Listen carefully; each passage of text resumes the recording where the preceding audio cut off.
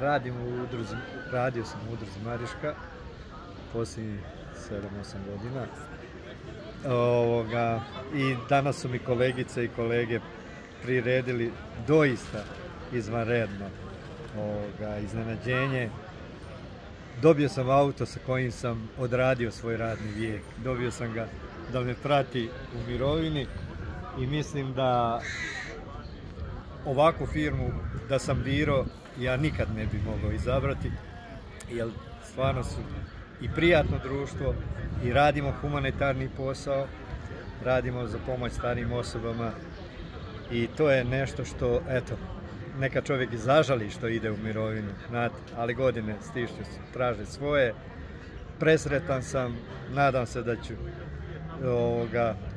još uvijek njima moći pomoći koliko god bude mi zdravlje dozvoljavalo. Eto, hvala njima, hvala svim našim korisnicima kojima sam ja pružao usluge i svima se zahvaljujem još jednom i sve ih u duši i u srcu nosim.